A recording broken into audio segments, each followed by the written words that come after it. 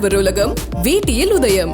உதயம் வேட்டிகள் ஷர்ட்டுகள். திருமிகு சிவசங்கர், எவ்வளவுதான் தமிழ்நாட்டு நலன் குறித்து பேசினாலும், மாநில உரிமை குறித்து பேசினாலும், திமுக மீது விமர்சனங்களை வைத்தாலும், பாஜக எதிர்ப்பை, திரு மோடி எதிர்ப்பை திரு இபிஎஸ் தீவிரப்படுத்தாத வரைக்கும் அவருக்கு தேர்தல் லாபம்ன்றது பெருமளவு அவருக்கு கைகூட வாய்ப்பில்லை. அதுதான் இங்க பேசுறதுல இருக்கிறவங்க எல்லாம் ஒரு விஷயத்தை மறந்து பேசிட்டு இருக்காங்க. பரப்புரையில 2வது இடத்துக்கு வந்துட்டாரு அப்படின்றாங்க. ஆனா உண்மையான நிலவரம் என்ன தெரியுமா சார்? பரப்புரையில அவர் முதல் இடத்துக்கே வந்துட்டாரு. காரணம் என்னன்னா, மக்களின் மொழி, வெகுஜன மக்களின் எளிமையான விட பெர்செப்ஷனை கிரியேட் பண்ணிருக்காரு. அதுவும் அது வெகுஜன மக்களின் எளிமையான மொழியில அவர் பேசும்போது அந்த மக்களுக்கான ரெஸ்பான்ஸ், ஏன்னா அவங்க பாதிக்கப்படுறாங்க. இன்னைக்கு நெசவாளர்கள் பாதிக்கப்படுறாங்க, விவசாயிகள் பாதிக்கப்படுறாங்க, மீனவர்கள் பாதிக்கப்படுறாங்க, சாதாரண ஏழை எளிய மக்கள் பாதிக்கப்படும் போது அந்த வெகுஜன மக்களுக்கான மொழியில் அவர் பேசும்போது, மண்ணின் மைந்தராக பேசும்போது அது மக்கள் ஏத்துக்கிட்டு முதல் இடத்துக்கே வந்துட்டாரு. அது இவங்க ஏத்துக்கலாம் ஏத்துக்கிட்டு, அதுதான் கள நிலவரம்.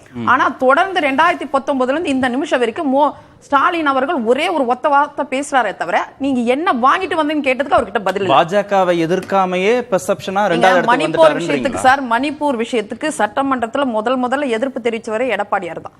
அடுத்து அதுக்காக கண்டன அறிக்கையும் கொடுத்தார். மணிப்பூர்ல பாதுகாப்பு கண்டன என்னன்னா, அவங்க 26 பேர் சேர்ந்து ஒரு குரலை ஒலிக்கும் போது பெருசா கேக்குது. ஒத்தால தனி மனிதனா பேசும்போது, அடுத்து மோடி எதிர்க்கிறாருன்னா மம்தா பானர்ஜி போலவோ சந்திரசேகர் போலவோ அவர் ஸ்டாலின் எதிர்க்கல. நீங்க எப்படி புறக்கணிச்சிருக்கணும், கருப்பு பலன் விட்டுருக்கோம். ஆனா கேலோ இந்தியா செஸ் ஒலிம்பியாடு கொண்டு வரீங்கன்னா இப்ப யார் மறைமுக கூட்டணி? யார் சார் மறைமுக கூட்டணி? வெஸ்ட் பெங்கால் மம்தா பானர்ஜி எந்த அளவுக்கு கடுமையா எதிர்க்கிறாரு, அந்த அளவுக்கு நீங்க எதிர்க்கணும். சுமந்த், பாஜக எதிர்ப்பை தீவிரப்படுத்தாமலேயே, திரு மோடி எதிர்ப்பை தீவிரப்படுத்தாமலேயே திமுகவை எதிர்த்து தமிழ்நாட்டு நலன் குறித்து எளிய மொழியில, மக்கள் மொழியில பேசியே நீங்க சொன்ன அந்த 2வது இடத்துக்கான பெர்செப்ஷனை திரு இபிஎஸ் ஆல உருவாக்கி இருக்க முடியும் அப்படின்னா லாபம் தானே அவருக்கு? இல்ல, நிச்சயமா லாபம். பட் மோர் இம்பார்ட்டன்ட்லி அவருக்கு பெரும் அளவுல உதவி இருக்கிறது ஆன்டி இன்கம்பன்சி. இது உண்மையா சொன்னா நான் கூட இந்த அளவுக்கு ஒரு ஆன்டி இன்கம்பன்சி இருக்கும் என்று நான் எதிர்பார்க்கவில்லை. நிச்சயமாக களத்துல ஆன்டி இன்கம்பன்சி ஓரளவுக்கு ஸ்ட்ராங் ஆகவே இருக்கிறது. சோ இத அவரால் பயன்படுத்திக்க முடியுது. ஆன்டி இன்கம்பன்சி இல்ல, மக்கள் ரொம்ப ப்ரோ ஆளுங்கட்சியாக இருக்கிறாங்கன்னா திரு எடப்பாடி அவர்கள் என்ன கேம்பெயின் பண்ணாலும் அது எடுபடாது. ஆனால் கிரவுண்ட் லெவல்ல ஒரு ஆன்டி இன்கம்பன்சி பல தொகுதிகள் நம்ம பாக்குறோம். மக்கள் எங்க போனீங்க, உங்களை பார்க்கவே இல்லை, எம்எல்ஏ அவர் போட்டியில கூட இல்ல அப்படின்னா கூட எம்எல்ஏ கூட கேண்டிடேட் கூட வரும்போது அவருக்கு கேள்வி கேட்கிறாங்க, இல்ல போட்டியிடுற வேட்பாளர்களையே கேள்வி கேட்கிறாங்க. சோ இதெல்லாம் நடக்கும் போது நிச்சயமாக அந்த சென்டிமெண்ட் ஆன்டி இன்கம்பன்சி ஃபீலிங் தமிழ்நாட்டில் வலுவாக இருக்கிறது. ஆனால் இப்ப அதனாலதான் நான் சொல்றேன், சென்ற முறை வாங்கின 53% இந்த முறை உறுதியாக திமுக காங்கிரஸ் கூட்டணிக்கு கிடைக்காது. அது 44, 45 வரும். பட் அது எதிரணிகள் பிளவுபட்டதுனால அது போரும். ஆனால் மீண்டும் ஒரு முறை சொல்றேன் கார்த்திகேயன், இதை நான் முன்னாடியே சொன்னேன், அதிமுகவோட கூட்டணி பாஜக உடைக்காமல் இருந்திருந்து ஒருவேளை இருவரும் ஒன்றாக சென்று இந்த தேர்தலை சந்தித்திருந்தால் குறைந்தது 15 இடங்களாவது அவர்கள் வெற்றி பெற்றிருக்கலாம். அது கிட்டத்தட்ட இன்ஃபேக்ட் கொங்கு மண்டலத்துல எல்லாம் கிட்டத்தட்ட ஒரு ஸ்வீப்பே பண்ணிருக்கலாம்.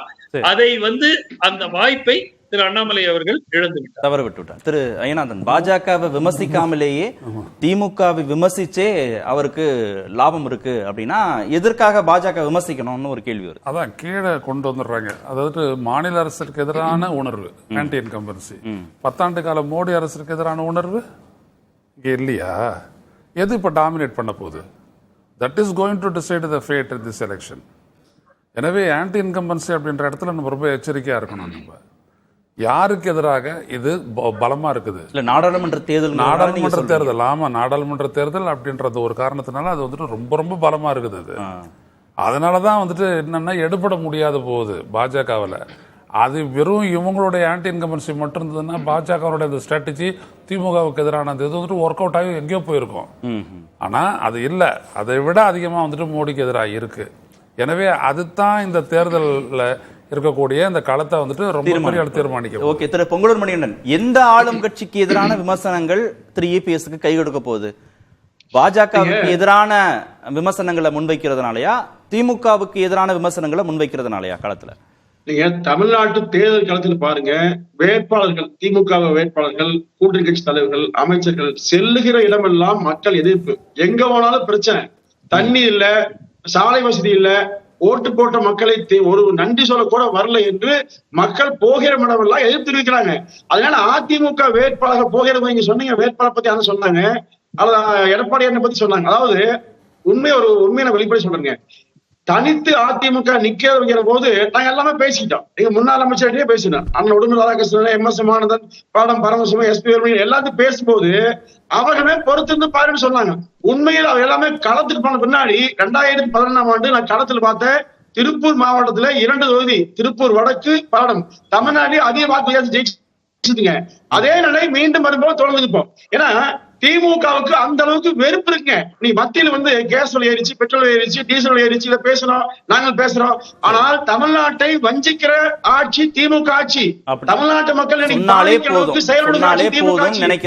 இதை வீழ்த்த வேண்டும். இதற்கு 40லும் மீண்டும் திமுக வாய்ப்பு கொடுத்தா அவர்கள் செய்த தவறுக்கு உடந்தை என்று அர்த்தமாகிவிடும் என்று மக்கள் இறுதி கருத்து வாங்கி நிறைவு செய்யறேன். ஓகே, திரு பாக்கி, பாஜகவை பொருட்டா கருத வேண்டியதில்லை, முக்கியத்துவம் கொடுக்க வேண்டியதில்லை, திமுகவுக்கு எதிரான விமர்சனங்களை வச்சாலே போதும் களத்துல கை கொடுக்கும்னு 3PS நம்புறாரு. அது பலன் தராது. எப்படின்னா தனித்து மக்களவைக்கும் சட்டப்பேரவைக்கும் தேர்தலுக்கும் ஒன்றா நடக்கும் போது மட்டும்தான் மாநில அரசு மீது ஆன அந்த ஆன்டி இன்கம்பன்சி ஓட்டு பலன் தரும். தண்ணி இல்ல, ரோடு இல்ல, இவ்வளவு நாள் எங்க போனீங்கன்னா கேக்குறாங்க அப்படின்னா திரு சுமன் சொல்றாருல. 1980 எம்ஜிஆர் ஆட்சி மீது மக்களுக்கு அதிருப்தியே கிடையாது.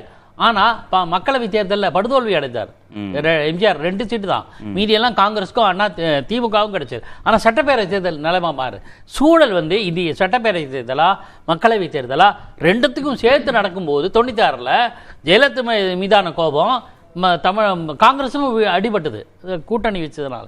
அது அந்த சூழல் வேற, இந்த சூழல் வேற. ஆன்டி இன்கம்பன்சி இருக்கிறதா என்றால் இருக்கிறது, விளைவு ஏற்படுமா என்றால் தெரியாது. பார்ப்போம். ஆடவர் உலகம் வேட்டியில் உதயம்.